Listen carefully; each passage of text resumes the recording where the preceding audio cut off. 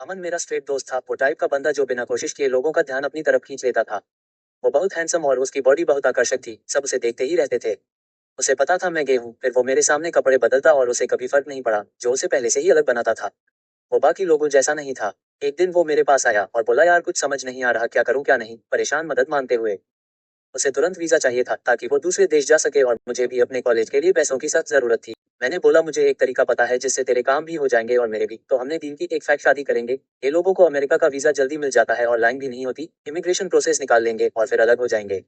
Simple. मुझे लगा था हो जाएगा, लेकिन अमन के साथ कुछ भी कभी सिंपल नहीं होता था। जो काम सिर्फ पेपर वर्क और रिहर्स की गई कहानियों का था ताकि किसी को शक न हो, इसलिए हम लेट नाइट प्रैक्टिस सेशन और साथ में डिनर करते थे। इमिग्रेशन इंटरव्यू से एक दिन पहले हमें एक ही बेड पर सोना पड़ा ताकि कहानी रियल लगे। मुझे लगा बस ये आखिरी रात है और फिर सब पहले जैसा हो जाएगा, लेकिन वहीं सब बदल गया। हम दोनों को नींद नहीं आ रही थी, वो मेरे पास लेटा हुआ, हम बात करने लगे, उसकी बॉडी की गर्मी मैं महसूस कर पा रहा था, पहली बार मैं उसके इतने करीब था। अचानक हमारे हाथ आपस में मिल गए, हम दोनों को पता था हमारे बीच क्या हो रहा है। उसने पूछा क्या तुम भी वो सोच रहे हो जो मैं सोच रहा हूँ। मैंने कहा हाँ, तभी उसने मुझे अपनी तरफ खींच लिया जैसे ये बिल्कुल नेचुरल हो। उसकी आवाज हल्की और थोड़ी टूटी हुई थी जब उसने कहा मुझे पता है हम ये फेक कर रहे हैं, लेकिन मुझे एक असली कपल की तरह वो सब करना है जो बेड पर करते हैं। फिर उसका हाथ मेरे बैंक तक आया, उंगलियां आहिस्ता से एक दूसरे में फंस गईं। मेरा दिल रुक सा गया। मैंने उसकी आंखों में कुछ नर्म, कुछ सच देखा जो मैंने कभी सोचा नहीं था, सिर्फ सपनों में सोचा था। मुझे पता है ये काम नहीं करेगा, उसने हल्की सांस लेते हुए कहा, मैं एक दिन चला जाऊंगा। मैं हमेशा तुम्हें फ्रेंड से ज्यादा मानता था लेकिन कभी बोल नहीं पाया, पर तुम्हें भी फील होता है क्या? मैंने खुद से वादा किया था फीलिंग्स नहीं रखूंगा, पता था एक दिन ये जाने वाला है, पर दिल अपनी मर्जी का मालिक होता है।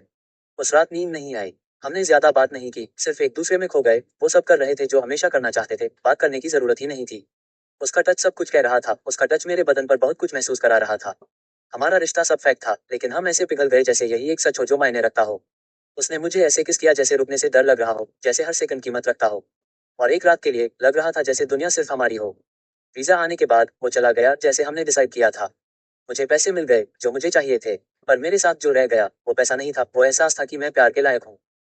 मुझे पता था शुरू से कि ये चल नहीं सकता, पर जब ये सच था, चाहे एक रात के लिए, मैंने खुद को गिरने दिया। क्योंकि कभी कभी फेक प्यार भी सबसे गहरा निशान छोड़ जाता है। मेरे पास अब बस उस रात की यादें हैं। मेरी जगह आप होते तो क्या करते? मेरी जगह आप होते तो क्या करते?